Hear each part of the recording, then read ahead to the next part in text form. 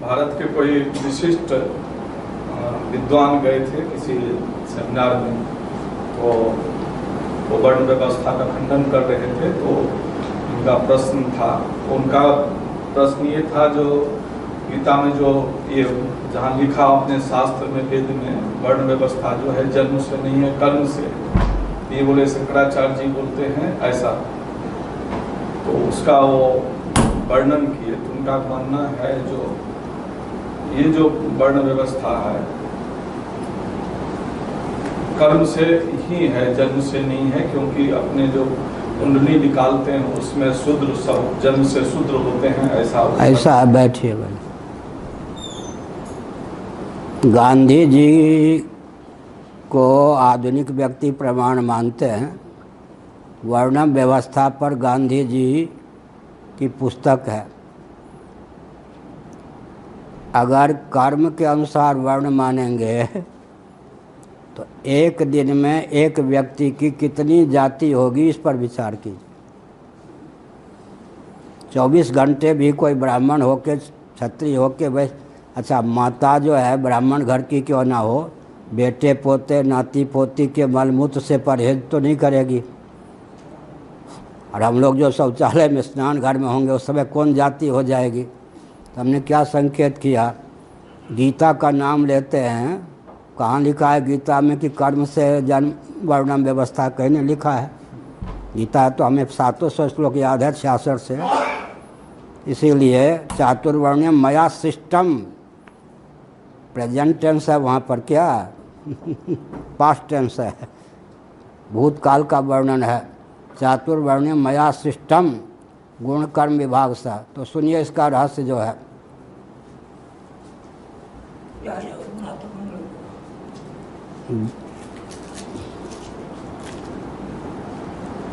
पूर्व कर्मानुरूप देहत यम यम वापि स्मरन् भावम तयत्यन्ते कलेवरम तम तमेवैति कौन्तेय सदा तद्भाव भाविता। देह त्याग के अव्यवहित पूर्वक क्षण में जैसा चिंतन होता है, उस चिंतन के अनुरूप फिर नया जन्म होता है। इसका अर्थ क्या हुआ, पूर्व कर्मानुरूप जन्म हुआ, जन्मानुरूप फिर कर्म होगा, फिर कर्म के अनुरूप जन्म होगा।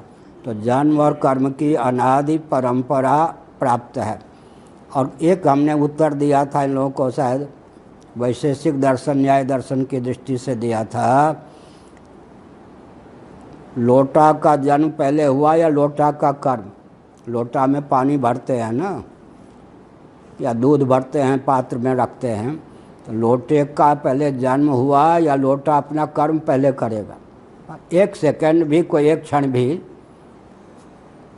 कोई वस्तु जन्म लेगी, उत्पन्न होगी, तब वो गुण या क्रिया का आश्रय बनेगी। उत्पन्नम द्रव्यम, उत्पन्न जो द्रव्य होगा, कोई पदार्थ होगा, अपनी सत्ता सिद्ध करेगा, अपना अस्तित्व सिद्ध करेगा, तब तो उसका कर्म होगा। गाय का जन्म नहीं होगा, गाय का कर्म कैसे हो जाएगा। हंसी की बात हुई ना, एक क्षण भी टिकने वाली यह बात नहीं है। मनुष्य तो मानेंगे ना। अब ये विचित्र बात, ब्राह्मण क्षत्रिय वैश्य आदि से आपको परहेज है, तो मनुष्य से भी परहेज है क्या? मनुष्य जाति है या नहीं? जन्म से है मनुष्य या कर्म से है पहले?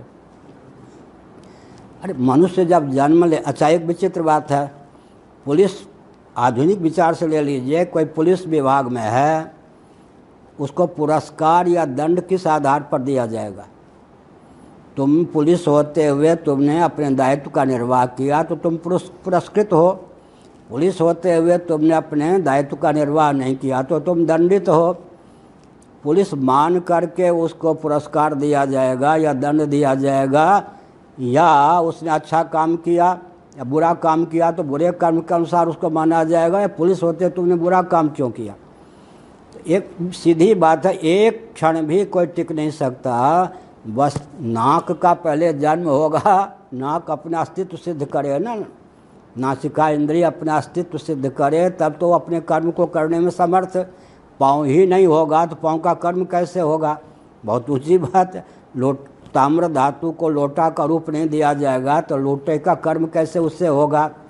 अच्छा, पंचभूत को मनुष्य शरीर का रूप नहीं मिलेगा तो मानवोचित कर्म कैसे होगा?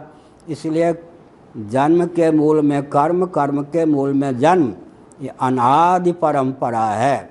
और आत्म तत्व जो है जन्म कर्म दोनों से अतीत है। आत्माओं को लेकर थोड़े कहते। अच्छा, अनेक में अनुगत जाति है। अगर आत्मा में भी भेद मानते हैं तो वहाँ भी आत्मत्व का नाम जाति हो जाएगा। तो हमने ये कहा कि कर्म के अनुसार तो एक दिन में एक व्यक्ति की कितनी जाति होगी, अब फिर एक दिन में एक व्यक्ति की कितनी जाति होगी, फिर किस जाति को लेकर कहेंगे ब्राह्मण हैं, क्षत्रिय हैं, वैश्य हैं, शूद्र हैं। और फिर जो है स्वर्ग नरक की प्राप्ति किस आधार पर होगी? कर्म का विधान किस पहले? सुनिए, आजकल कहते हैं अधिकार पहले होगा या कर्तव्य पहले होगा। समाज शास्त्री आजकल गलत ढंग से पढ़ाया जाता है। पहले अधिकार होगा या कर्तव्य होगा? लो मौनी बाबा, अधिकार होगा ना। पुलिस है तो पुलिस के अनुकूल कर्म में अधिकृत है, अध्यापक है तो या जो कोई। अच्छा, एक विचित्र बात है, चौराहे पर खड़े हो जाइए, पागल माने जाएंगे या नहीं? पुलिस अगर कहे कि भाई साहब थोड़ा हमारा सहयोग करो तो बात दूसरी है, वैकल्पिक अधिकृत हुए। ट्रैफिक मैन की ड्यूटी पर जो तैनात है, अधिकृत है, वो हाथ देगा तब रोका जाएगा, या कोई भी आके यूँ करने लगेगा तो आखिर स्वयं सेवक भी होगा तो उतने समय के लिए अधिकृत होगा। तो अधिकार की सीमा में कर्म की प्राप्ति होगी ना, दायित्व की प्राप्ति होगी। इसीलिए ये सब जो उटपटांग कल्पना है। अच्छा, फिर जन्म से नहीं मानेंगे तो जन्म से शेर होगा या कर्म से शेर होगा? कर्म से जो शेर होगा वो गौण होगा या मुख्य होगा? एक पंजाबी थे, मेरे पास आते थे वृंदावन में, कुछ उनका मस्तिष्क थोड़ा विकृत हो गया था। मेरी शेरनी ने 3 शेर जने हैं, मेरी शेरनी ने 3 शेर जने हैं का अर्थ क्या हुआ? मेरी पत्नी के 3 बेटे हैं, मेरे 3 बेटे हैं। तो अपने बेटे को कोई शेर कह दे, अपनी पत्नी को शेरनी कह दे, तो गौण बेटी गौण पत्नी सिद्ध, शेरनी सिद्ध हुई या सचमुच में? तो गौण ब्राह्मण सिद्ध हो गई या नहीं? इसीलिए ये तो बिल्कुल कोई भी वस्तु या व्यक्ति पहले अस्तित्व तो लाभ करे ना, तब कर्म होगा। आँख हमको प्राप्त है तो आँख से देखने का कर्म होगा, कान प्राप्त है तो कान पहले अपना कर्म करेगा तब जन्म लेगा। कर्म के आधार पर जन्म में तो एक दिन में कितनी जाति बदल जाएगी। फिर ये ब्राह्मण है, ये हाथ जन्म से हाथ है या कर्म से हाथ? अरे हाथ पहले हाथ है तब तो हाथ के अनुकूल उसके द्वारा कर्म होगा। अच्छा, कर्म से है तो नाक से जरा आँख का काम करके दिखा दो। नाक से जो है कर्म से जन्म, तो जन्म से तो नाक है। मुझे मालूम है अतीन्द्रिय नेत्र, लेकिन वो भी तो हमारे यहाँ तो कार्य कोटि के हैं। तो नाक का पहले जन्म होगा या नाक का पहले कर्म होगा? और किसी से कोई दूसरा कर्म करा दें तो नाक के द्वारा कान का काम करा दीजिए, आँख का काम करा दीजिए, संभव है? वस्तु की सत्ता ही आप स्वीकार नहीं करेंगे तो उसकी उपयोगिता कहाँ से होगी? इसलिए जन्म के बाद कर्म होता है। कोई दंडित या पुरस्कृत किस आधार पर होगा? पुलिस होकर के उसने पुलिस की मर्यादा का पालन किया, पुरस्कृत। अतिक्रमण किया तो ब्राह्मण होकर शराबी हो गया, जुआरी हो गया तो दंड का पात्र। और ब्राह्मणोचित कर्म किया तो फिर क्या हो गया? स्वर्ग का प्राप्त। अच्छा, ब्राह्मण क्षत्रिय वैश्य नहीं मानोगे, मैंने कहा था ना विभाग तो 5 मानना ही पड़ेगा। तो कृत्रिम ढंग से मानेंगे तो गौण होगा, और परंपरा से मानेंगे तो आर्थिक दृष्टि से भी उन्नत रहेंगे, बलवान रहेंगे। इसीलिए ये सब, अच्छा जब से ये सब धारा चली है ना, मैं नाम नहीं लूँगा किसी से, तभी से तो हमारे हिंदू कम्युनिस्ट हो गए, क्रिश्चियन हो गए, मुसलमान हो गए। अल्पसंख्यक बनाने वाले ये वर्ण व्यवस्था है या कर्म से वर्ण व्यवस्था मानने से हम अल्पसंख्यक हुए या नहीं, दुर्बल हुए या नहीं, भारत परतंत्र हुआ या नहीं? भारत परतंत्र कब हुआ? छात्र धर्म का त्याग जब क्षत्रियों से करवा दिया गया अहिंसा के नाम पर, तब से भारत परतंत्र था, वर्ण संकर था। अब शेर जन्म से शेर होगा या नहीं? शेर जन्म से होगा शेर या नहीं? कर्म से होगा तो कोई, तो उसको गौण कहेंगे या मुख्य कहेंगे? मुख्य शेर कौन होगा? इसीलिए मुख्य गाय कौन होगी? जन्म से मनुष्य तो मानना पड़ेगा ना जन्म से। और आम इत्यादि में जो जाति है या आम अमरूद आदि का जो भेद है वो जन्म से भेद है या किससे? इसलिए जन्म के सब और पूर्व जन्म मानेंगे। देहात्मवादी क्या मानेंगे? वर्ण व्यवस्था। पूर्व कर्मानुरूप जन्म होता है और जन्मानुरूप फिर कर्म का विधान होता है। ये चलता है। जन्म पहले या कर्म पहले? परंपरा दोनों की अनादि। पूर्व कौन है? पूर्व कर्मानुरूप वर्तमान जन्म हुआ है, और जन्म हुआ है तो जन्म के अनुरूप फिर कर्म होगा, तो कर्म के अनुरूप जन्म, जन्म के अनुरूप कर्म। ये तो क्रम चलता रहता अनादिकाल से। और आत्मा जो है अज है, अविक्रिय है, उसका न जन्म है न कर्म है। और भगवान जो है जन्म कर्म में दिव्यम। इसलिए ये सब जो गोरख धंधा ला के रख दिया गया, इसी से तो भारत दुर्बल पड़ा है। न कोई क्षत्रिय रह गया, न ब्राह्मण, न वैश्य।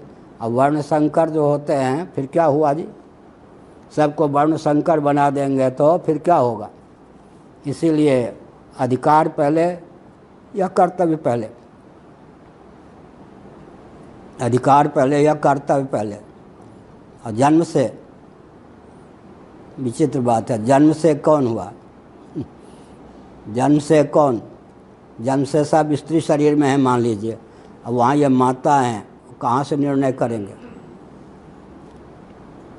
पुरुष हैं, यहाँ पिता हैं, कहाँ से निर्णय करेंगे? इसलिए ये जो धारा चलाई गई, क्या धारा चलाई गई? एक विचित्र बात है, बुरा न मानो, होली है। श्रीमन नारायण से लेकर विरजानंद सरस्वती जी तक जो स्वस्थ परंपरा चली आ रही थी, उसके प्रति आप कटाक्ष करते हैं, आपको तनिक भी संकोच नहीं होता है? इसका मतलब क्या हुआ? अपने पूर्वजों को गाली देना हुआ या नहीं? श्रीमन नारायण से लेकर विरजानंद सरस्वती जी तक कोई तत्वज्ञ थे ही नहीं, सबके सब दिशाहीन थे, किसी को वेद का अर्थ ही नहीं पता था। इसका अर्थ क्या हुआ? ये गाली किस पे जाती है? कर्म के आधार पर फिर तो हो गया। कर्म के आधार पर आप शेर मान लीजिए, गीदड़ मान लीजिए, गधा मान लीजिए, हाथी मान लीजिए, फिर कर्म के आधार। और विचित्र बात है फिर, सुनिए, सबकी बेटी सबकी रोटी में सबका अधिकार, यही तो सिद्ध करना चाहते हैं। यही तो हिंदुओं के नाश का मूल कारण है। पहले क्या था? ऊपर की रोटी में सब अधिकृत थे, बेटी में नहीं। अब क्या कर दिया? सबकी रोटी में सबकी बेटी में सब अधिकृत। यही ना, ये उन्माद फैलाइए, इसी से तो ऐसा विस्फोट हो रहा है ना। इधर ध्यान नहीं गया क्या? जन्म से मानेंगे तब तो गोत्र इत्यादि मानेंगे ना। ये जो देवियों के मातृशक्ति के शील का फरण हो रहा है, इधर ध्यान नहीं गया। सबकी रोटी सबकी बेटी में सबका अधिकार, इसलिए ना मैंने एक उदाहरण दिया था।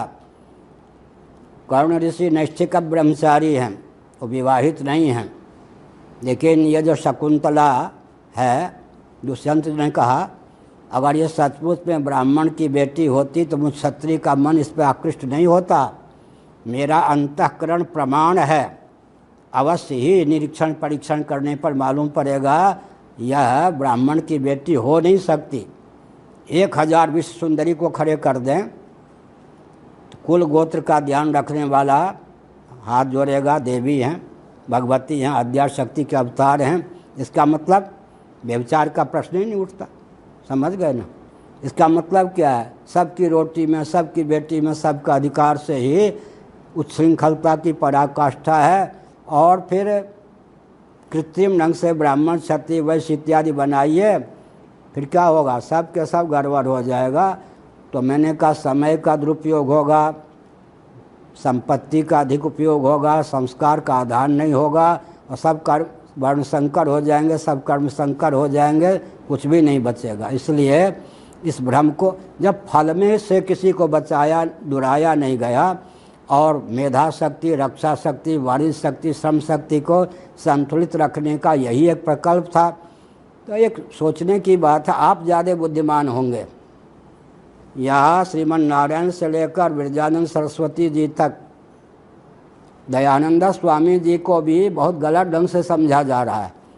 उनकी लेखनी के अनुसार जो उनका स्वरूप प्रकट होता है, मनुस्मृति को प्रमाण मानते या नहीं, लेकिन उनके नाम पर भी गलत प्रचार होता है। तो हमने गांधी जी का और छोड़ दीजिए, गांधीवादी बन के देखिए ना, वर्ण व्यवस्था गांधी जी की।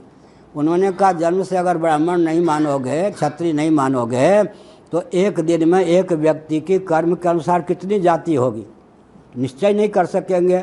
फिर भगवान का अवतार भी किस कुल में होगा। अब बौद्ध भी अगर वर्ण व्यवस्था नहीं मानेंगे तो ब्राह्मण कुल में या क्षत्रिय कुल में ही बौद्ध अवतार होता है, तो उनके यहाँ बुद्ध का अवतार ही नहीं होगा। तत्वज्ञ जो होते हैं पहले से, उनके यहाँ भगवान को न मानने पर तत्वज्ञ तो मानते हैं ना, मुक्त जीव का जन्म मानते हैं। ब्राह्मण कुल में या क्षत्रिय कुल में ही भगवान का अवतार होता है, बुद्ध का। हमारे बुद्ध ब्राह्मण कुल में हुए, गौतम बुद्ध क्षत्रिय कुल में हुए, इतिहास भी यही कहता है। तो अगर कर्म के आधार पर मानेंगे, कर्म पहले प्राप्त है या जन्म प्राप्त है? पूर्व कर्म के अनुसार जन्म, जन्म के अनुसार कर्म, यही है। पूर्व कर्मानुरूप जन्म हुआ है। देहत पहले पिछले देह में, शरीर में हम थे, उसमें से अहम किया। इसका मतलब है जो कर्म ऊपर आ गया, देह त्याग के पहले जिस कर्म के अनुसार जैसी भावना बनी, वासना के अनुसार जिस प्रकार का भाव बना मनोराज्य में, उस प्रकार जो कर्म भाव राज्य में उदित हो गया, उसके अनुसार ये जन्म हुआ है। तो इस जन्म के मूल में पूर्व कर्म, अब जो जन्म हुआ है जन्मानुरूप फिर कर्म करेंगे, तो एक दूसरे के पूरक हो जाते हैं। और एक विचित्र बात है, वो जो आजकल के लोग कहते हैं देवराज इंद्र को क्षत्रिय क्यों माना गया? बृहदारण्यक उपनिषद, कश्यप ऋषि के पुत्र हैं तो ब्राह्मण हैं या नहीं? वहाँ वो शासन करते हैं, इसलिए उनमें क्षत्रियत्व का क्या है? आरोप है। हो गया। अच्छा, भगवान विष्णु की कोई जाति होगी, वर्ण होगा उनका? जीव को लेकर वर्ण कर, भगवान विष्णु जो हैं वो जीव नहीं ना, तो जीव नहीं है तो क्या उनके तो कोई कर्म है ही नहीं, शुभ अशुभ मिश्र कर्म। तो भगवान विष्णु को में क्षत्रियत्व का क्या है? आरोप है या नहीं? वो पालन करते हैं, इसलिए उनको कह दिया गया क्षत्रिय। वो आरोपित क्षत्रियत्व है भगवान में। इसका मतलब देवताओं में भी जो इंद्र को क्षत्रिय मान लिया गया, वसु को कौन वैश्य मान लिया गया, त्वष्टा इत्यादि को शूद्र मान लिया गया, अग्नि को बृहस्पति को ब्राह्मण मान लिया गया, ये भी देवलोक में चलता है। लेकिन एक विचार की बात है कि अगर कर्म के आधार पर जन्म मानेंगे तो कोई एक 24 घंटा भी वर्ण की व्यवस्था तो टिकेगी नहीं, सब वर्ण संकर कर्म संकर हो जाएंगे। जिस विचार ने हिंदुओं को अल्पसंख्यक किया कहीं पे, और एक दिन कल भी मैंने कहा था ना, ये सब छोड़ दीजिए। आखिर जो कहते हैं कर्म से वर्णम व्यवस्था है, गीता का नाम तो व्यर्थ ही लेते हैं। चातुर्वर्ण मया सृष्टम, मया का अर्थ क्या है? दयानंद स्वामी, अहम, निश्चलानंद, भगवान। सृष्टम भूतकाल का प्रयोग है या नहीं? गुण कर्म सृष्टम माने सृष्टि के आरंभ में भगवान के द्वारा विरचित। तो हमने एक संकेत किया, क्या संकेत किया कि ये जो ब्राह्मण होगा तो ब्राह्मणोचित कर्म में अधिकृत होगा, ब्राह्मण ही नहीं होगा तो ब्राह्मणोचित कर्म में अधिकृत कैसे होगा? और कर्म के अनुसार तो एक दिन में ही पता नहीं कितनी जाति बदल जाएगी। इसीलिए जो वस्तु स्थिति है उसको स्वीकार करने में क्या आपत्ति है? न स्वीकार करने पर क्रिश्चियन, कम्युनिस्ट, मुस्लिम तंत्र में हमें भेद ही क्या रह जाएगा? अद्वेष मूलक वर्ण व्यवस्थाएँ कैसे समझ लिया? आर्थिक, मैंने कहा था फिर मैं याद दिलाऊं, ये हाथ फैला फैला कर लोग कहते हैं, क्या कहते हैं जी, हम भारत ऐसा था, सोने की चिड़िया, ये था वो था। अब थोड़ा विचार करने की आवश्यकता है, किसके कारण ये क्यों नहीं नाम लेते जी? मनु के कारण ये नहीं, ऋषियों के कारण नहीं क्या? अरे मनुवादी, जब तक मनुस्मृति के, अच्छा आपको सुनकर आश्चर्य होगा, अंग्रेज़ों के शासन काल में जो दिव्यता थी ना, मनुस्मृति को उन्होंने अंग्रेजी में अनुवाद करवाया था। उसके अनुसार जो शासन करते थे उनके शासनकाल में दिव्यता का रहस्य मनुस्मृति की मान्यता, और जो उनके शासनकाल में विप्लव था वो उनकी अराजकता की देन थी। अंग्रेज़ों के शासनकाल में भी दिव्यता का रहस्य मनुस्मृति के संविधान को मानना ही। तो हमने संकेत किया कि भारत ऐसा था, सब यशोगान करते हैं, लेकिन किसके कारण जी? जैनों के कारण, बौद्धों के कारण। उस समय सिख तो हुए ही नहीं थे, सिख तो वर्णम व्यवस्था के रक्षक थे, लेकिन सिख तो उस समय थे ही नहीं। गुरु गोविंद सिंह जी का जन्म ही नहीं हुआ था। भारत की पहचान मनवादी के कारण थी या और किसी के कारण? एक ही प्रश्न पर्याप्त है। भारत की पहचान जो हो, सब कहते हैं भारत ये था वो था, हमारे प्रधानमंत्री भी कहते हैं, सब कहते हैं। ये तो एक बार बोलो कि किसके कारण जी? किस संविधान के कारण? किस संविधान को क्रियान्वित करने के कारण भारत को आप यशोगान करते हैं? उस संविधान का नाम क्यों नहीं लेते? आधुनिक संविधान के आधार पर था क्या? आधुनिक संविधान के नाम पर था, जो आज भी भारत अंग्रेज़ों का दास है, उपनिवेश है। आज भारत स्वतंत्र थोड़े है, अंग्रेज़ों के संविधान उसके अधीन है। इस संविधान के कारण क्या? तो हमने संकेत किया किस संविधान को क्रियान्वित करने के कारण भारत को आर्थिक दृष्टि से भी, मेधा शक्ति, रक्षा शक्ति, वाणिज्य शक्ति, श्रम शक्ति, सब दृष्टि से, और कुटीर उद्योग, लघु उद्योग, स्वावलंबन, किसी दृष्टि से न्यूनता नहीं थी। इसलिए ये जो वर्णाश्रम व्यवस्था के प्रति अनास्था उत्पन्न की गई। और इनको यहाँ देखिए ना, एलिजाबेथ जो है वो क्या है जी? कृत्रिम राजवंश यानी परंपरा से। उनके यहाँ वैकल्पिक राजवंश भी अभय प्रदान करने में समर्थ है। हमारे यहाँ सनातन परंपरा से प्राप्त वर्णम व्यवस्था कलंक है। वैकल्पिक से लाभ उठा रहे हैं ना। वैकल्पिक राजवंश उनका है या क्षत्रिय कुल के राजवंश है उनका? इसीलिए ये सब फालतू पालतू चीज़ें नारायण, कोई युक्ति नहीं, एक सेकंड टिक नहीं सकते।